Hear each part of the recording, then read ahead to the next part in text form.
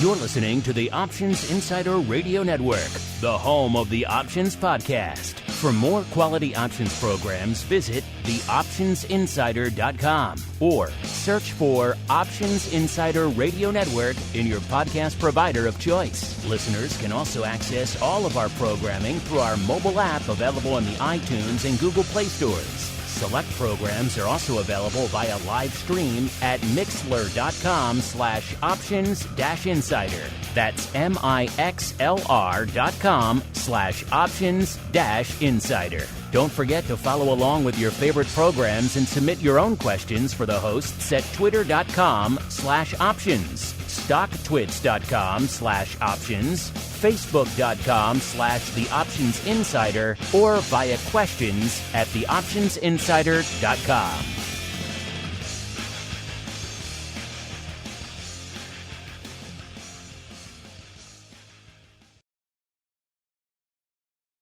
Gold, crude oil, corn, soybeans, and more. With so many tradable products, the futures options market can be an intimidating place. How can you possibly keep track of the latest trading developments across so many different products? Don't worry, we've got you covered. Welcome to This Week in Futures Options, the program designed to help active futures options traders stay on top of this ever-changing marketplace. Each week, we'll break down the top trades, hot products, volatility explosions, and much more. This Week in Futures Options streams live, so be sure to check out our live stream via the Mixlr app. That's MIXLR. Or join our live chat room at mixlr.com/options-insider. Whether you're an experienced veteran or a newcomer looking to separate the wheat from the lean hogs, This Week in Futures Options has the information you can't find anywhere else. This Week in Futures Options is brought to you by CME Group, the world's leading and most diverse futures and options exchange. For more information and educational resources about futures options at CME Group, visit cmegroup.com/options. This Week in Futures Options is also brought to you by FTSE Russell, a leading global provider of benchmarks, analytics, and data solutions. For more information, please visit ftserussell.com, cboe.com, and cmegroup.com. And now, get ready to break down the latest futures options trading activity. It's time for This Week in Futures Options.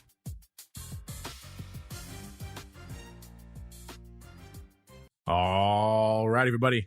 That music means it is time once again for TWIFO. This Week in Futures Options, the program where the name pretty much says it all. We break down the week that was and indeed still is on the futures options side of the fence. What's going to make it on the show this week? Energy, metals, rates, equities, all the above, ags, fluid milk. You never know.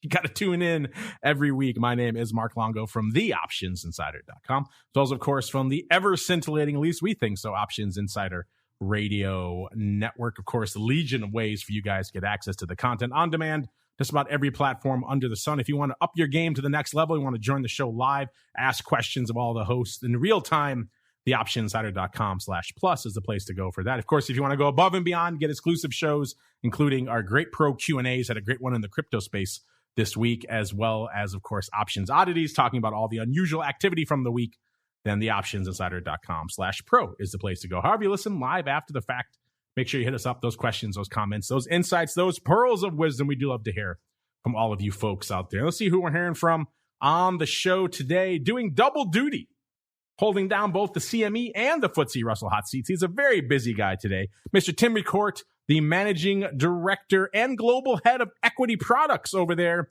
at CME. Tim, welcome back to TWIFO, sir. Hey, Mark. Thanks for having me. Always fun to be here. And you know, it's time for your regular appearance. That means you must have some cool stuff up your sleeve to share with us this week, sir. I like when you come on because that means there's always new products to talk about. But before we get there, listeners, we have to kick things off the way we always do. It is time for the Movers and Shakers Report. It's time to find out what's rallying on the light side and falling to the dark side at CME Group this week. It's time for the Movers and Shakers Report. All right, everybody, welcome to the Movers and Shakers, the portion of the show we break down everything moving to the light side, aka the upside, and to the dark side over there at CME this week. And Tim, you always have good timing when you come on, because it always seems to coincide well with at least a few of your products making appearances on our Movers and Shakers list. So, Tim, where should we begin our journey this week, sir? To the light side or to the dark side? Always a good question. Let's go with the dark side first. Oh, you surprised me. I thought you were going to go light side for sure. So let's see what we got in store for the dark side. By the way, listeners, if you want to see this report for yourselves, the folks over there at CME tweet it out usually right before showtime. So give them a follow if you aren't already over there at CME Group. We will, of course, retweet it. So if you follow us, you can see it there as well. And it's a mostly biased towards the upside kind of week. Looks about 2/3 green and about 1/3 red. Of course, when you're talking about the magnitude of the move in terms of percentage moves, the top mover to the upside is the big dog. We will get to that in a minute. First, let's go to the dark side as requested.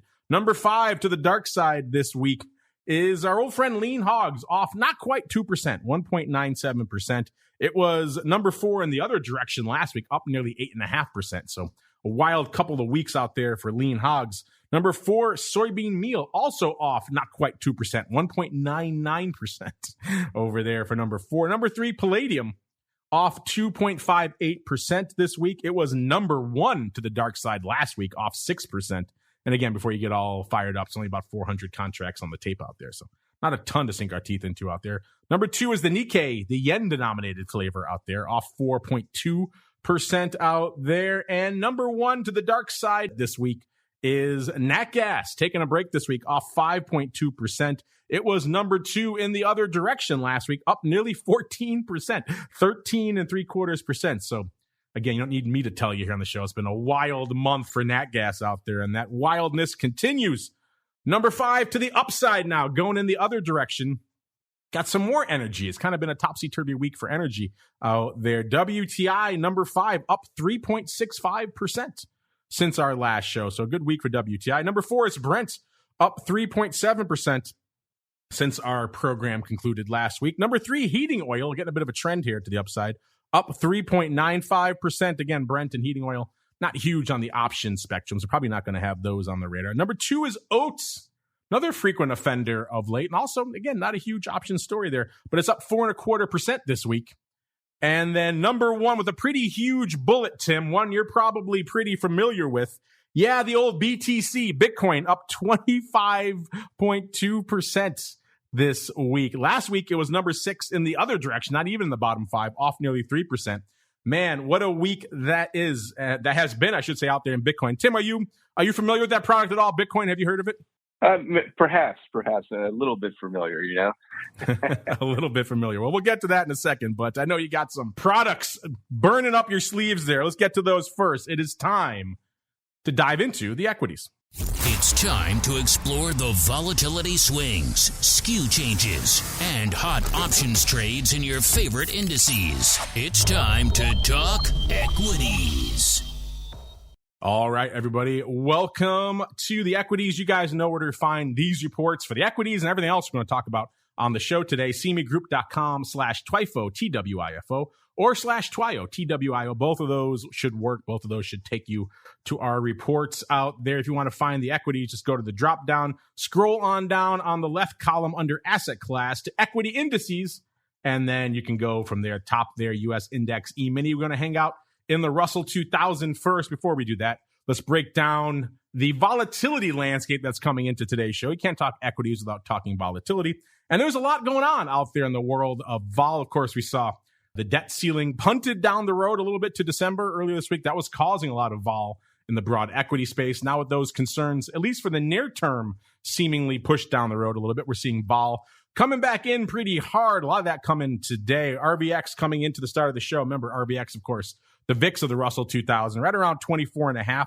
That puts it down about 3 1/3 points from where it was this time last week. VIX cash coming into showtime, shy of the 20 handle, right about 19.15 or so. Puts it down a little over 4, about 4.15 from where it was this time last week. VVIX, the volatility of volatility, also coming in. It's down to about 106. That's down about 12 points from where it was this time last week. And VolQ, aka the at-the-money vol of the NASDAQ 100, aka the newest tradable vol product over there in the land of CME. Right around a 19 3/4. That puts it down about almost exactly 3 points from where it was this time last week. So that puts that VIX to RVX spread, so the small cap to large cap vol spread, at about 5 1/3. It's about a little more than 3/4 of a point wider than it was this time last week.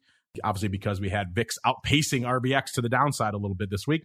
And then, of course, the VIX to vol Q, so the S&P 500 to NASDAQ vol spread, a little bit more than half a point, about 0.6 of a point. That's pretty much unched from where it was this time last week. So the table is set, Tim. Let's get into the world of all things equities. And like I said, I like having you on the show, Tim, because that means I usually have more stuff to talk about. So what gifts are you bearing for us on the show this week, sir? Yeah, so it's an exciting week here at CME. Happy to do double duty in the CME and FTSE Russell hot seat this week, because this past Monday we launched Monday and Wednesday weekly options on the Russell, the E-mini Russell 2000 futures, and it's been great to see. They're trading well received by the marketplace, and I don't have to tell you, Mark, or your listeners, there's certainly been a trend in the options market, and we've seen it in the options on futures market. Short-dated expiries are gaining in popularity. They're gaining in utility with respect to more precisely managing risk, or as well as just being more discerning with, where do you want to trade, or where do you want to deploy your trading strategies. So the addition of Mondays and Wednesdays to Russell 2000 is super exciting. When we look at the Russell 2000 in general this year in equities, that continues to be, as we say over here at CME this year, the theme of 2021 is index choice matters. We have a lot of divergence between the small cap and the large cap universe. Mark, you're just talking about some of the volatility parameters, but even that's certainly manifested even in the futures. When we look at the Russell 2000 E-mini futures, they're relatively flat from a volume perspective for 2021, kind of outpacing its other equity E-mini future siblings here at CME. But if we look at the Russell complex as a whole, just the month of September was up, almost 45% in volume in the month of September versus the month of August. So the Russell continues to be gaining momentum, and the options volume has almost doubled. The options on futures volume has almost doubled to 6,300 so far this year. So the advent and the addition of the Mondays and Wednesdays for Russell 2000, I think honestly couldn't come at a better time for the marketplace and for all the listeners out there. Well, we certainly have seen a lot of interest from our audience asking about, all things Russell 2000. They kind of got swept up in the meme frenzy, it seemed like, earlier this year, and people were loading up on those just like they were a lot of the other crazy meme names out there. Is that kind of what you heard over there at CME as well, Tim? Or a lot of clients coming to you saying, hey, they want more Russell options in particular to trade? Is that why you launched these? Or was this always part of the plan to steadily roll out and increase the days around this time frame? That's a really good question. I think what's interesting is some of the dynamics we're seeing here in the kind of continued work from home environment, the meme stocks, that certainly favors some of the things we see in the NASDAQ complex. I think because of where those stocks are listed, the NASDAQ itself is a very retail focused product. It's been a very popular trade the last few years, even going back as far as 2017, we really started to see that trading volume accelerate in the NASDAQ. We also introduced the NASDAQ Monday and Wednesday weekly options earlier this year. So certainly a theme to kind of round out those offerings. And they're doing pretty well too, where their ADV in September was just about 7,000 contracts for the Mondays and Wednesdays. So off to a really nice start. NASDAQ options on futures are up about 85% in terms of volume versus last year at over 30,000 options per day. This year. So if you're not trading NASDAQ options on futures, now is certainly the time to get involved. And I think that's what really gave the market the appetite and the wanting for Russell. We've had the Monday, Wednesday, Friday options on the S&P 500, the E-mini S&P 500 for a long time now. That's always done really well. People are starting to look at the NASDAQ in a similar way they are the S&P, and then same thing for Russell. Strategies that work and benefits of options that work in one of the major equity indices work in the other indices, but they're fundamentally different. They have different volatility profiles.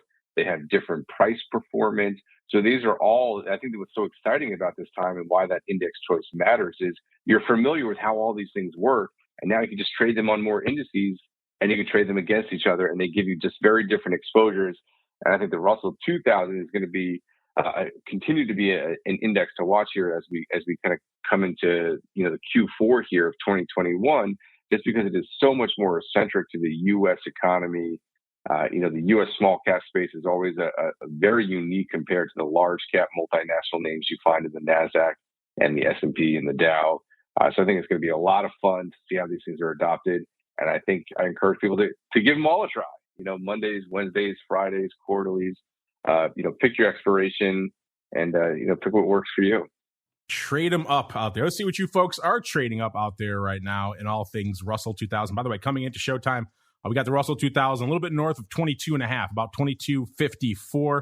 That puts it up a little over 0.75% just since Monday. Obviously, when we do our movers and shakers, that's actually all the way back to the end of our show last week. So that's a full week there. But just since Monday, it's up over 0.75%, actually about 0.85%. So a good little run. Again, a lot of that coming just on the heels of today's rally out there. And also decent paper, again, lighting up out there this week. We're closing in on 25,000 contracts out there right now in the Russell 2000 options. And, it's been a couple of themes as we've been breaking this down out here week after week. It's been a couple of themes to the paper flow. Earlier in the year, it was definitely those, as Matt has mentioned on the show in the past, the small delta calls. That's where a lot of the action was. And there also has this kind of been this persistent flow on pretty far out of the money puts. And we're seeing that again, actually, this week. The number one trade out there this week is in the week 3 November 16.5. This is a strike that we've seen come on the radar a few times on the show of late, and it is trading yet again. So someone is afoot and on fire out there on a 16.5 puts for the number one most active contract, trading pretty much steadily all week except today. And every one of those days it's been closing. So it looks like some folks getting the heck out of Dodge on the 16.5 puts there in the week 3 in November out there, which is interesting. Again, not the strike I would have expected, but I've learned to expect the unexpected when I'm talking about a Russell 2000 options out there. And it seems like whoever was putting those on, I think there was a bit of a roll going on last week's show, as I recall, where it sounds like whoever was putting those on is now getting the heck out of Dodge. A little bit nearer to home. Again, it's hard to parse the equities sometimes because so much of the flow, and that is the case again this week, nearly 40% of the flow going up in the contract that's going out one day.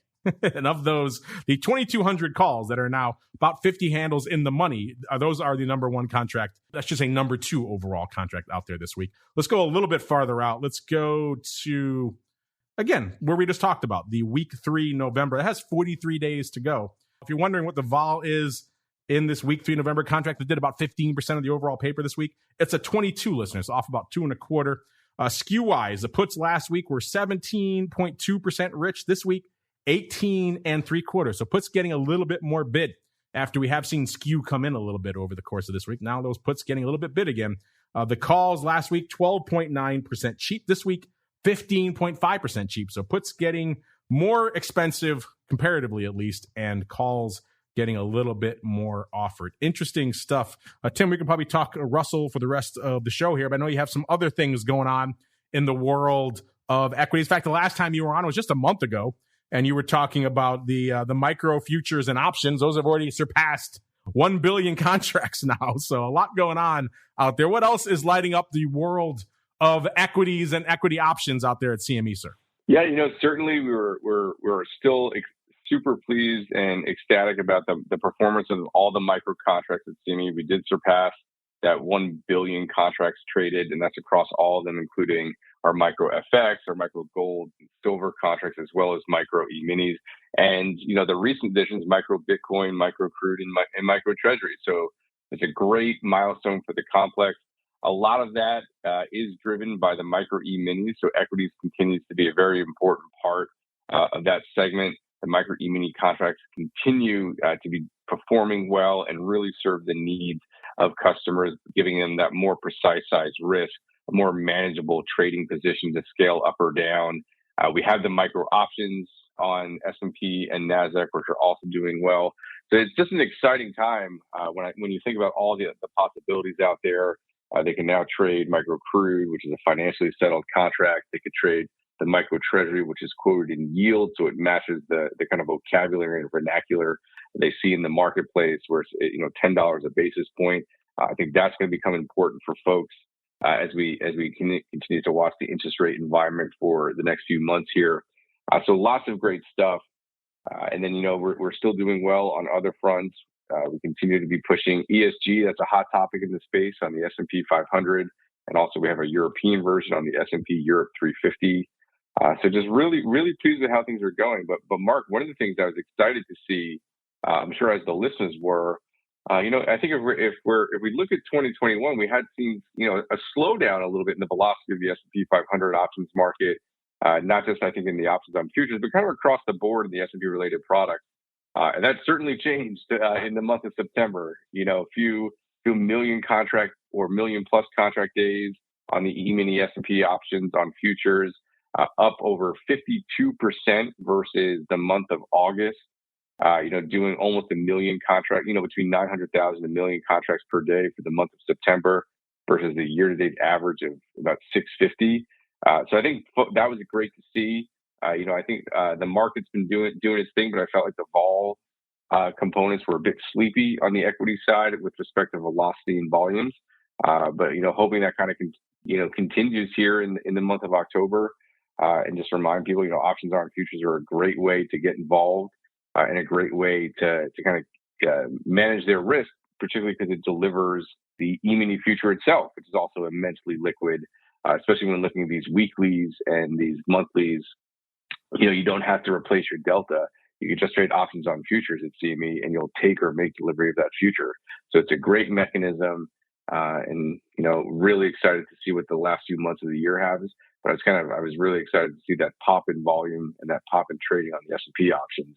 Otherwise, bit of a bore the last few months pre-September. So glad to see some of that velocity return to the market. Well, speaking of things returning and indeed coming to the market, one of your recent appearances on the show, you kind of announced the launch of the micro options out there. You kind of just touched on how they're putting up some numbers. So since you're on the show with us, Tim, today, let's do a second stop in the equities as well. Let's go on out to the micros. You don't have a chance to really parse those a lot, but they're doing a lot of paper out there as well. Let's look at the E-mini S&P micro right now, listeners. You can go find that in that same drop down out there. Just go to the U.S. index.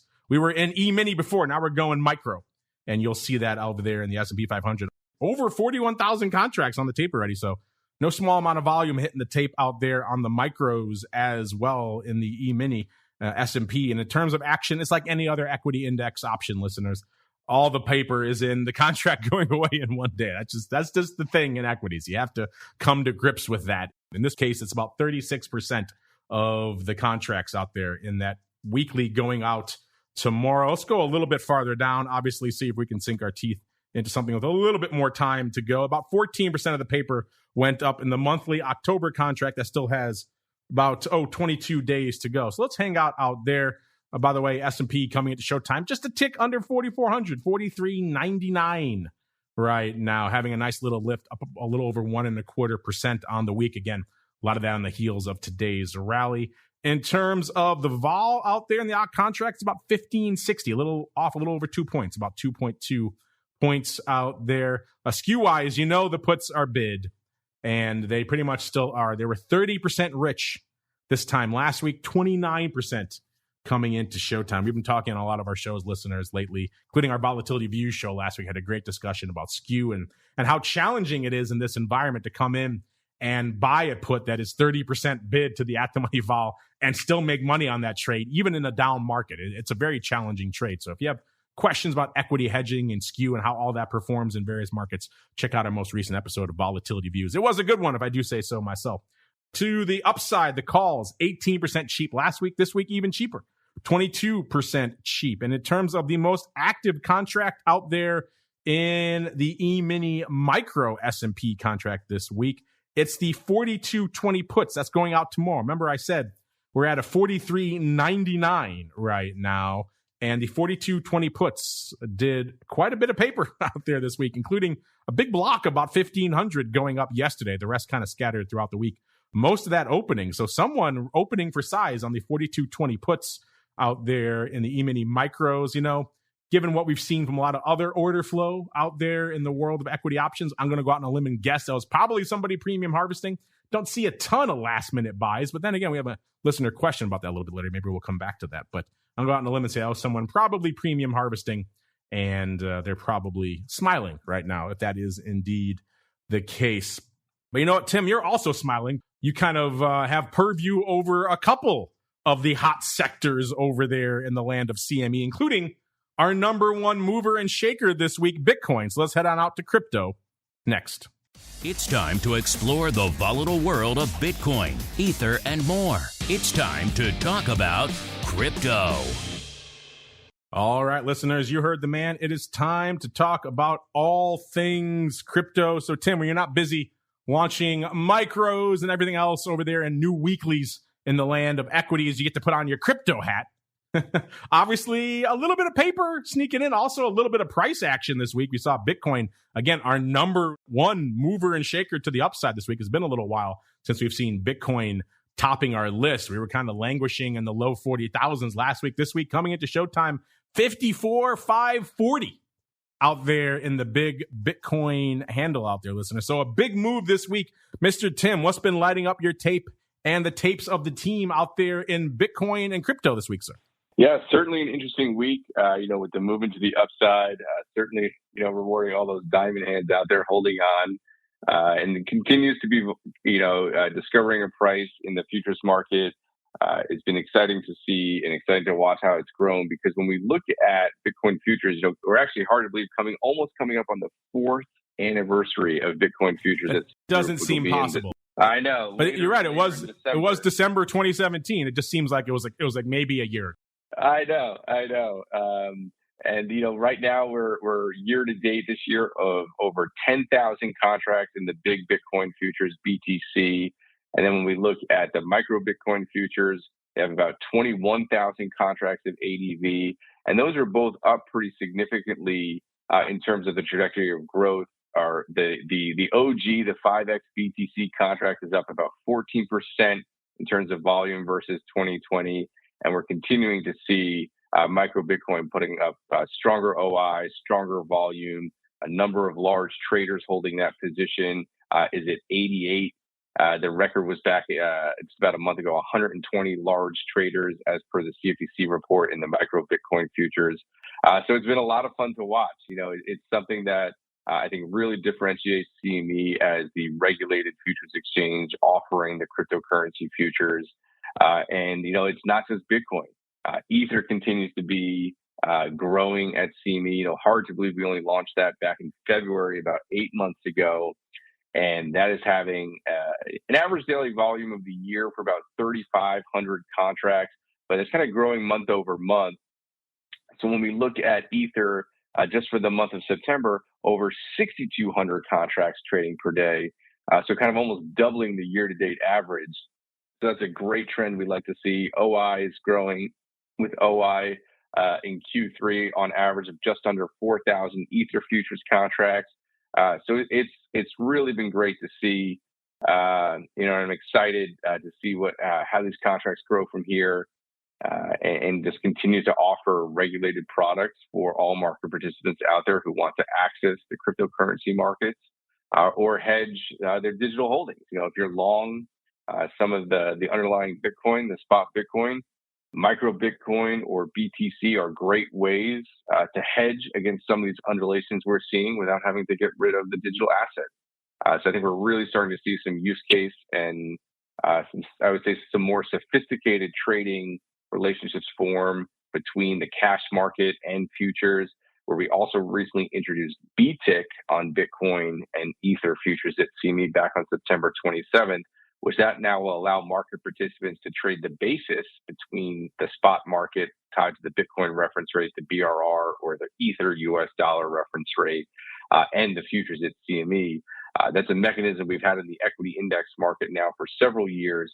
So really excited about combining that innovation from the equity markets onto something so innovative as Bitcoin and Ether futures at CME. And allows people to kind of get that cash market observation, that daily reference rate, while enjoying all the benefits of the futures. It's been a great introduction to the exchange, and all things crypto are going well at CME.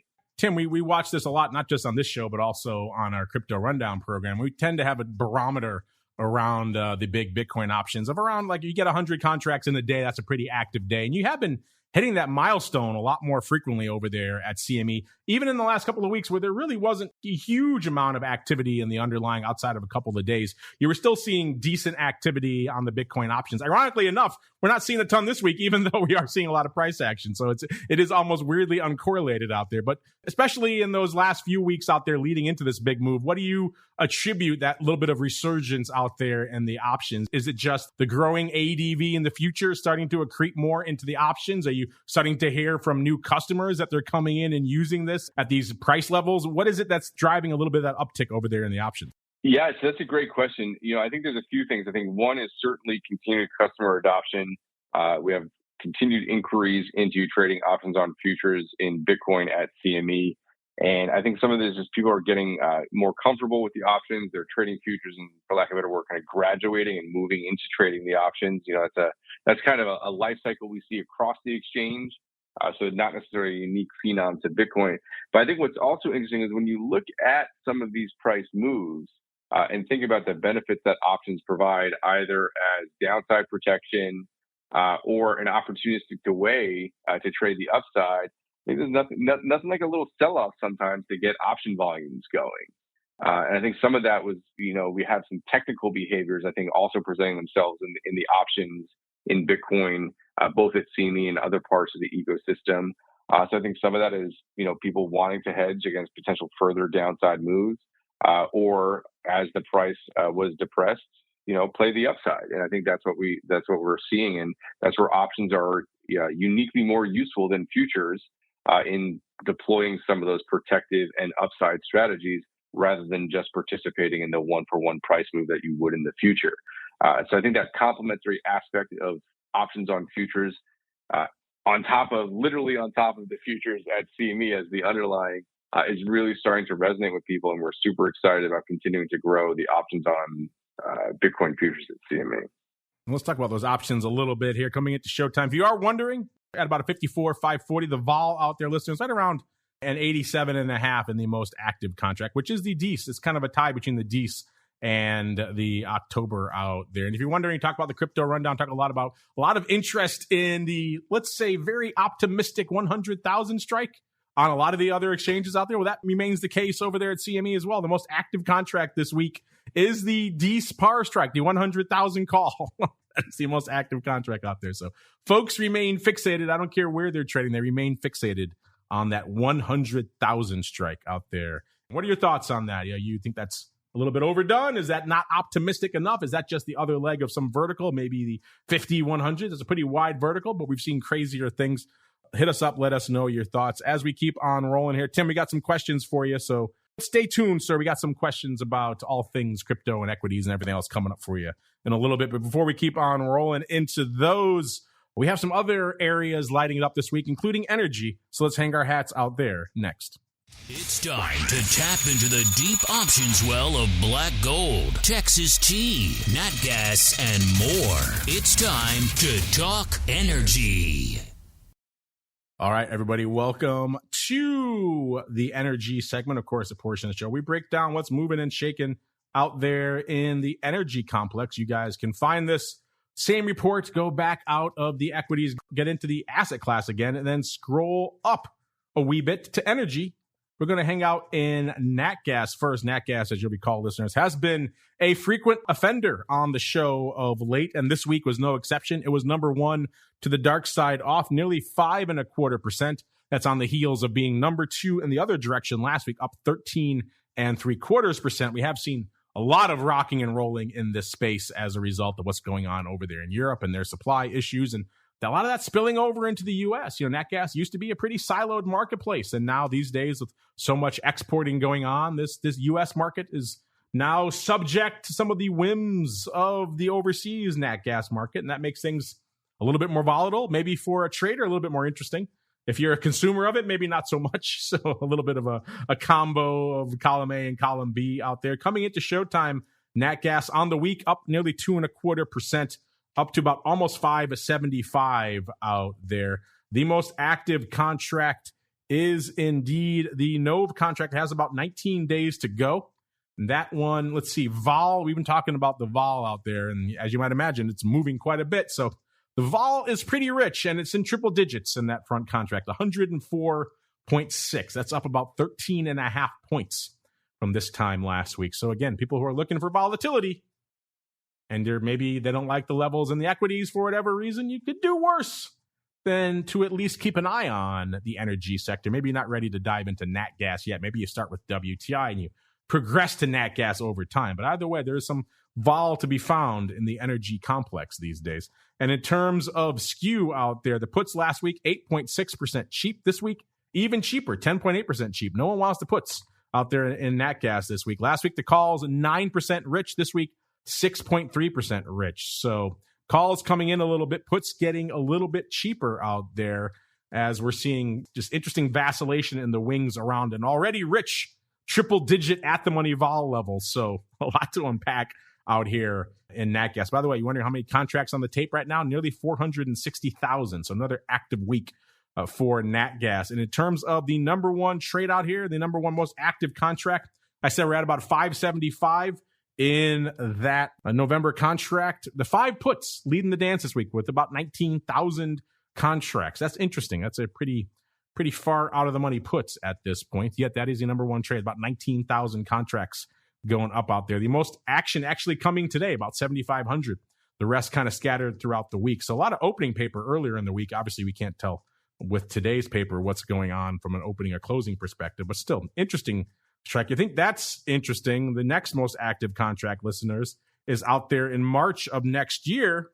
Obviously, the tail end of winter. Maybe people thinking that crazy bid is going to come to an end because the 3.5 puts in March of next year, the number 2 most active contract, that one's been trading pretty steadily all week, right around 4,700 contracts a day, except for Monday, light volume on Monday. And pretty much most of those days have been closing. So maybe some folks getting the heck out of Dodge on that 3.5 strike. Maybe they're abandoning it, saying, you know what, that's perhaps a bit of a bridge too far to the downside. But it's been trading pretty steadily all week long there, right around 4,700 contracts every day, including today. So intriguing stuff on a put that is pretty far out of the money. Let's go see where that March future is still at 5.5. So it's pretty far out of the money for March out there. So intriguing stuff afoot. Let's go a little bit farther out, see if we see any other interesting and or aberrant prints here in nat gas. You're also seeing the 4 puts in March and the 5 calls in March, also pretty active all around similar levels to that. And since we're hanging out in energy, let's go really quickly back to also one of your favorites, number 5 to the upside this week.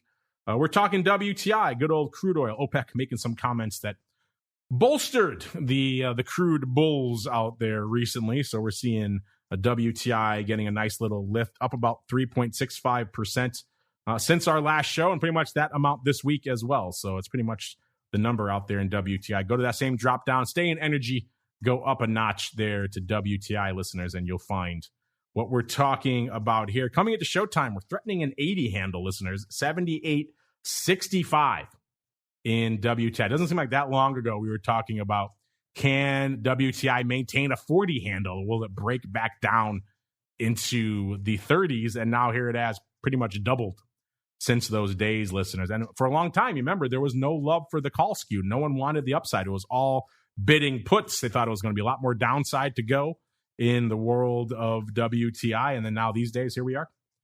The options, or I should say the underlying, has pretty much doubled since then. Let's see what our skew is telling us out there this week. The most active contract is the monthly in November that has about 8 days to go. That did about 33% of the paper. Let's go a little bit farther out. Let's go to Dees, listeners. That has 40 days to go, and that did 28% of the paper. So still a pretty active contract. The vol out there is pretty much 35.25. So I said there's a little bit more vol to be found in energy these days. So if you are looking for some, it can be found not just in nat gas, but also in WTI. Obviously a lot less, about a third of the vol in WTI, but still much higher levels than we're seeing out there in the equities, for example. Skew-wise, last week the puts 3% bid. This week, 5.6% rich were the puts in the Dees WTI. Last week, the calls pretty much even with the at-the-money, about 1/3% bid. This week, nearly 3% cheap. So calls coming in a bit, puts getting bid up. Again, not entirely surprising there, given the fact that we're flirting with some pretty lofty levels out there in WTI right now. In terms of where the action was this week, if you said 80 calls pretty much anywhere, you were winner, chicken dinner. The 80 calls in December were number one out there. By the way, about 750,000 contracts going up in WTI this week. So a very active week out there in WTI. And the Dees 80 calls were leading that dance with 25,000 contracts. That's been a pretty active contract all week long. The big day was Tuesday with about 8,500. 6,000 on Monday, 5,000 on Wednesday, and about 5,000 going up today. Most of those days seem like they're biased towards closing. So some folks taking off the 80 strike as we threatened to get to there and maybe retreated off of it a little bit. So intriguing stuff there on the 80 strike. They also saw the 80s pretty active in November, doing about 23,000 contracts out there as well for number two. So pretty much the 80 strike across the board was where the action was this week, listeners. If we go beyond that, let's see. Number three was the 71 puts. That's strange. In November, doing about 16,000 contracts, a ton of them on Monday. 10,300 of those 71 puts went up on Monday. I'm looking to see if there's any reasonable spreads against that. I don't really see any other legs that make sense unless it's a 1x4 on Monday. So it seems like just 10,000 on Monday, 2,500 on Tuesday, 1,000 on Wednesday, 3,000 today. So a pretty active contract. But again, the big day was Monday. A ton of that, 10,300 going up. The 71 puts. That is an interesting strike and perhaps not what I expected out there. We can hang out in energy for a while, but Tim, let's squeeze in one more complex really quickly before we head on out to answer some listener questions. So I know you like to hang your hats most days, Tim, in equities and in crypto. But if there's one other complex you want to sink your teeth into on the show this week, what would it be, sir? Where should we go next? Oh, wow. That was a good question. I don't know, Mark. I'm going to say dealer's choice. Dealer's choice. Dealer's choice. You're punting back to me, are you? Well, it's not on our movers and shakers. A lot of our movers and shakers this week are things like oats and heating oil and Brent that don't do a ton of paper. But a lot of you have been inquiring lately about the metals, in particular, the shiny stuff, and in particular in silver. So maybe we'll hang our hats really quickly out there next. Werewolves beware. It's time to explore the options activity in silver, gold, and other shiny things. It's time to talk metals. All right, everybody. Asking you shall receive. A lot of you hitting us up about silver. Uncle Mike talking about it on the option block this week. It's one of his dear holdings out here. Coming into showtime here, a silver at about a 22.60 out there and up about 1/3% net on the week. So actually catching a little bit of a bid this week, but obviously the precious metals have not been faring well of late. That's come as a surprise to some people out there who've been picking them up of late, perhaps ahead of some weakness, but kind of underperforming to expectations out there of late. 22.60, like I said, on the week. The most active contract, by the way, if you're wondering, silver doing a little bit shy of 20,000 contracts, so lighter than, let's say, a Russell 2000 or even, the micro S&P. Of course, the micro is a micro contract, so adjust accordingly for the multiplier. But still, it's an active metal, but not quite as active as a lot of these other products we're talking about out there. In terms of where that action is lined up this week, about 30% almost exactly going up in the November contract that has about 19 days to go. So we're going to hang our hats out there. If you're wondering, what is silver vol right now? A little bit shy of 25, about 24 3/4, off about 1/4 point this week. So not a huge move from the vol perspective this week. In terms of skew, we did see a little bit of evolution out there. Puts last week, 4% bid to the at the money. This week, 6 1/4. So getting a little bit more of a bid to the puts. Is that showing maybe perhaps folks are concerned about continued decline in the metals? Let's keep looking and see if we can find out. The calls last week kind of unched about 0.5% cheap to the at the money. This week, they're about 1% cheap. So calls have come in a little bit. Puts getting more bid. Intriguing. Not exactly what I expected. I thought it might be the other way around, given the fact that we had a little bit of a rally and maybe some folks would be prepping for a little bit of a rebound out there in the metals. But it seems like they are preparing for a bit of the opposite. Let's look at the flow and see if we can find anything intriguing out here. And it looks like the most active contract, we're at a 22.60, listeners. It was the 24 calls here in November, leading the dance out here this week. Trading pretty actively all week, mostly opening out there. So opening slight upside out there in November. But the fact that the calls came in, maybe they were overriding those calls, maybe wagering that we're not going to see a lot of weird upside. And we always know that if you go a little bit farther out in the metals, that's usually where we find some, shall we say, interesting paper.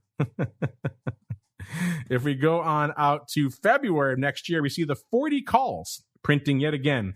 We talked about some weird upside in silver when Russell was on the show a couple of weeks ago. And looks like we're seeing that again here. The 40 calls trading this week on Tuesday also saw the 30s and the 50s going up for less volume up there. So Tuesday was a weird day. Maybe a 30, 40, 50 fly. Looks like it's 1 by 2 by 1. So that could indeed be the case. What do you think about that one? 30, 40, 50 fly, 1 by 1, sell 2 by 1. Are you intrigued by that by February of next year? It's intriguing. Longer term flies, it's usually challenging to get the timing right on those, but we see a lot of those in the metals, so they must work. Someone keeps doing them out there in gold and indeed in silver. So long-term upside flies in the metals going up yet again, this time in silver. As we keep on rolling, it is time for you folks to join us here on the show with your questions. It is time for your futures options feedback. Werewolves beware. It's time to explore the options activity in silver, gold, and other shiny things. It's time to talk metals. All right, everybody, welcome to the futures options feedback segment, the portion of the show where you folks take the reins, you ask us questions. Sometimes we turn the spotlight back on you like we did this week with our question of the week, which is still going. You can get out there to @options, make your voice heard. You got about 24 hours left to play, so you folks on the on-demand will have a chance to play as well. And our question of the week this week, Tim, I'd be curious to get your thoughts on this as well. We said there are many misperceptions about options floating around out there. However, some strategies seem to cause more problems than others. Quite simply, what is the most misunderstood options strategies? And we gave you 3 frequent offenders and also left you an opening to send in your own. A lot of you have. You sent in short puts, weirdly enough, verticals, box spreads, a few of you have sent in. So interesting suggestions. Keep those suggestions coming. We love to hear from you folks. And Mr. Tim, I'm curious, what are your thoughts if you have a vote in our poll? We gave them 3 choices, by the way, straddles and strangles, or time spreads, or butterflies, and then the 4th choice is other. So if you have a choice amongst those, have at it. And then more importantly, what do you think our audience is voting for in terms of the most misunderstood option strategy, sir? Oh, it's always a good question. I think I'm going to go with butterflies. Just because I think it's more moving parts, and it kind of means different things to different people depending on how it's structured and what strikes and the size of the wing. So I'm going to go with butterflies. If I had to cast my vote. A good guess. That's actually the reason we started putting this poll together, is because of some people's questions about butterflies. And then when we threw in time spreads, it seems like that. I like butterfly. I think that's a good vote. I could definitely see that one winning. Right now, it is time spreads, though, leading the dance, 44% for time spreads, followed by number 2, butterflies. So you're number 2 there, Tim, 32%. Number 3, straddles or strangles, 18%. And then 6% for other. Again, you guys have sent in some great ideas for others. If there's a strategy that perplexes you or you think people don't really understand, send it in. Let us know what you're thinking out there. We're always intrigued by that. As we keep on rolling out here to McMaster. Tim, he has the question I'm always asking you. This time, McMaster gets to ask it for you. He says, what do you think the volume threshold needs to be on the micro Bitcoin futures before we see some options listed? So, Tim, I could speculate, but you're the product guy over there at CME, so you can give us a more precise answer. What do you have to say here for McMaster? He wants to know what he should be looking for in terms of ballpark numbers before he can reasonably expect some options, sir. Yeah, that's a good question. And should be told, there's no magic number that the future has to hit before we can introduce options on futures. It's really, when we look at it, is the contract mature enough in terms of consistency of volume, diversity of market participants, depth of book, kind of all these things we need before we overlay options. So no magic number. We also don't have any kind of concrete date we're waiting for. It's not a function that has to be 1 year old or 2 years old. There's really no binary look and feel. The strongest thing for when it makes sense is once the futures market has reached that point of maturation and can handle the associated delta hedging and deliveries of the options on futures, it really comes down to customer demand. And we're certainly getting a lot of questions from customers around options on micro Bitcoin. We certainly hear it It's not too dissimilar from some of the other factors that led to the micro futures introductions on E-mini or micro Bitcoin. Bitcoin today getting, retracing the 54, 55,000 level certainly makes it the BTC a healthy contract in terms of contract notional and capital usage. So we understand the needs. Continue to engage with the marketplace and see what makes the most sense. One of the other questions we'll have to answer, and certainly listeners reach out with your thoughts and feedback. If we were to move forward on something like micro Bitcoin options or options on micro Bitcoin futures at CME, is there room for both? Do we have BTC and MBT options? So we also don't want to cleave off any of the liquidity we're building in the BTC options that we were talking about before. So something we just have to work with market participants and make sure it makes sense for the marketplace. Well, there you go. What was the name there? McMaster. I like that handle. McMaster out there. I know a lot of folks would be excited, Tim, to see the micros. I'm just putting it out there. We get that feedback a lot. So allow me to add that voice to the chorus out there. No problem. Well, I got to save other product launches for future shows. I can't. That's true. That's true. We'll see what the future holds in store, but no, nothing in the plans just yet. Because we don't let you on unless you have a cool product coming in with you. So you got to buy at your VIG to get past the bouncer at the door there. New products. So you got to save something for your next appearance. Interesting question here next from BKZ. They want to know, I've heard you say on the This Week in Futures Options program that you see more last minute buying in short-dated options in the futures options markets and in the equity options markets, where people are predominantly selling. Why do you think that is? Yeah, we have said that before, and I've said that myself a number of times on this show. It is interesting because, over the last couple of years, we've joked about the trend that, everything small is big again, but you can also wrap that into everything short-dated is excited. Look, they just added 2 more weekly contracts in the Russell 2000. So you folks out there can't get enough of near-dated weekly short duration contracts. And yet when we look over there, let's say on some of our equity options oriented show, we look at, let's say maybe the meme stocks are a bad example. People buy premium in those, but outside of those, you're looking at a lot of the weekly paper we're seeing out there. It's usually on the premium harvesting variety. And especially in the last few days of those contracts, you don't see a lot of people coming in and really buying them. But on the flip side, looking across the broad spectrum of all the near-dated contracts that we profile over there in CME, it could be energy, it could outside of the equities. Equities are kind of still their own beast, but outside of those, could be energy, could be metals, could be pick your complex. You can have near-dated weekly contracts going out in a day or two, and people will still be buying them on the futures option side. It's an interesting phenomenon and one that we have remarked upon before. I have my thoughts on this, but Tim, I'm curious for you. If do you agree with that perception out there? You think there is more willingness to buy nearer dated contracts across the futures option spectrum than there is, let's say, in the traditional option space? And if so, why do you think that is? That's a good question. I think in addition to kind of your comments, Mark, which I agree with, I think it goes back to something I said earlier. Is I think there's a fundamental product characteristic of options on futures in the short dated, and that is if it's in the money, you're going to make or take delivery of the future itself. It's a seamless expiration event with respect to delta or exposure. So typically, if you think about the mentality of the buyer of options with a day or two to go or same day in expiration, you're probably playing that premium because maybe you think there's something to be had.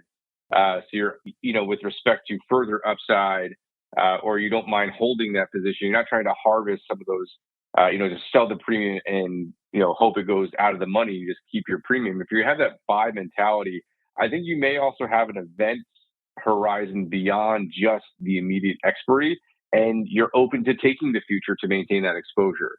So that's the other thing I would ask people to think about is that seamless delta. Especially for equities, for example, on all the non-quarterlies, you'll take or make delivery of those futures that auto exercise in the money. And that might be a feature and a benefit for some folks, especially if they're deploying any type of strategies around the options as well. Yeah, this is an interesting phenomenon. And I agree. I think there is a little bit of a different use case in the futures options. You have a lot of people, speculating in and around different levels of equities, using equity options to do so on the equity side. On the futures option side, you have a lot of other users wrapped in there as well. You have end users, producers of the commodity, they need to hedge and things. So they have a different use case, which would prompt them maybe to come in and let's say buy a WTI weekly, in the short dated time, maybe a day before OPEC is about to speak or something along those lines, because they have a need to hedge out there. So there is a lot more of those customers out there in the futures options side that have some sort of direct exposure to the commodity or the underlying itself, and they could have a different use case to need than just a lot of the speculative paper that we see floating around in a lot of these equities out there that are really just trying to premium harvest day after day after day out there. So I think that really does account for a lot of it, but it is fascinating to watch and something we have kept an eye on here on the show, BKZ. And I'm glad you brought it up because it's something we'll keep an eye on. It's an interesting trend out there in the world of futures options. Before we go, Tim, let's go out on this one. This is a fun one. This comes in from Mikhail. Mikhail, we got McMaster and Mikhail, so the Irish/Scottish contingent representing on the show this week. He says, I was just watching the Squid Game on Netflix and I thought of TWIFO. Oh, well, there you go. He says, there's a scene in that show where a figure is effectively exiled to the games because he used, quote, derivatives, in particular futures. How hilarious is that? I guess there are still some parts of the world where derivatives is still a bad word. I thought the same thing. Mikhail, I guess I'm late to the party. I'm the last person to watch this show, but I watched the first episode and a little bit of another one just last night. So I just happened to see the scene in question that you are referring to. You're right. And there is a guy who's a broker/money manager, and they say he took some client money and then he put it in derivatives, and in particular futures options. And then, of course, that was the implication of that was, then once he did that, it was all gone. Because he was the bad guy, apparently. And then there's another scene later on where he does clarify. He said it wasn't just stocks, he says to someone else. He says it was futures. And it's kind of like it's like people are supposed to gasp at that line. And and then, of course, the main character is kind of an idiot, so he doesn't understand what he's talking about. So that actually leads to a little bit of a back and forth on what futures are, which is kind of interesting. So, yes, I did see that scene, and it kind of made me both grimace and laugh at the same time. Tim, have you seen this rampant new hit on Netflix? And if so, are you familiar with how they treat futures in that dystopian world, sir? I've heard, I haven't seen it yet. I've heard about it. And one of the things I've heard about it is, hyperbolic and over fictionalized. And obviously that would apply to their futures comments as well. So I'll have to check it out. And, I'll maybe on the next show, I'll have my retort for what I think is a mischaracterization for sure. Yeah, it was a funny one. I definitely had to pause it for that one. I was like, did he just say what I think he said? So, yes. Yeah. He used the futures. Gasp. He's a terrible person. Send him to the games to be murdered. So, yeah, interesting stuff over there. The Korean perspective. I'm guessing he was slinging some Kospi maybe over there. Unfortunately, that music means it is time to draw this movable feast to a close. Mr. Tim, glad you could join us. We love when you come on to bring some awesome products with you. And before you go, we like to leave our audience wanting more. So if you have any hints, any teases you want to leave with our audience, now is the time, sir. And also, if they have questions maybe about things they were asking today about thresholds for options or other things for the equity or crypto teams, where should they go? What should they do? Yeah, and thanks again for having me. It's always fun. Enjoyed holding down both hot seats today. To talk about our Monday and Wednesday Russell options and all great things at CME. That's certainly only scratching the surface. So if you want to check out more things, I just tell folks, go to cmegroup.com. Tremendous resource with respect to product information, tools, as well as all the educational resources the exchange puts out there. I'd really recommend people to check it out. It's one of my favorite resources to send people to because we can only scratch the surface in an hour about all the great things CME has to offer. So just encourage folks to go on their own journey and continue to learn about futures and options on futures at CME. There you go. CMEgroup.com/TWIFO, TWIFO, or /TWIO, TWIO. That'll get you to the reports that we used on this show. Of course, they're active and live and updated throughout the week. So keep checking those. If you want to check Fluid Milk at 2 a.m. on Sunday, we won't judge. Head on over, CMEgroup.com/TWIFO to begin your journey. And of course, you know where to go. We're just talking about the newest addition to the FTSE Russell options family. You know where to go to learn more about all that stuff. FTSE Russell, FTSE Russell.com is the place to go to kick the tires and light the fires. Give them a follow on the old Twitters while you're at it, at FTSE Russell, for all that information they put out there in between episodes of this show. On behalf of Tim, everybody over there in CME land, and everybody over there in FTSE Russell land, and indeed myself, I want to thank all of you out there for downloading, streaming, subscribing, for listening live. This concludes our broadcast day out here. But don't worry, we have more in store for you tomorrow. Coming back noon Central, 1 p.m. Eastern for Volatility Views. And then after that, for all of you in the Secret Club, 2 p.m. Central, 3 p.m. Eastern for Options Oddities. Then back again next week. It all kicks off on Monday with the option block all the way through to Thursday, another episode of This Week in Futures Options. We'll see you then. This Week in Futures Options is brought to you by CME Group, the world's leading and most diverse futures and options exchange.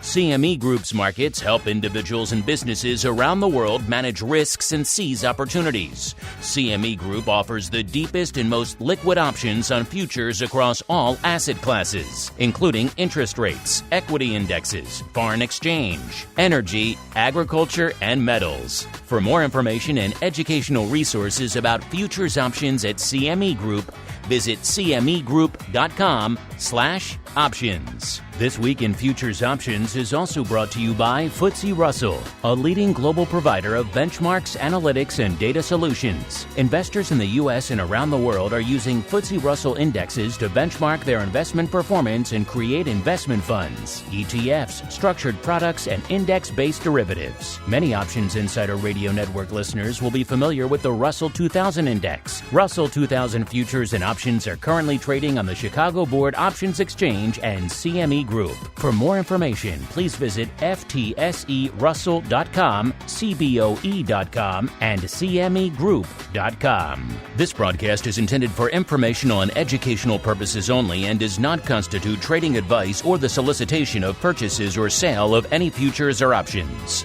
The rulebook of the applicable exchange should be consulted as the authoritative source on all current contract specifications.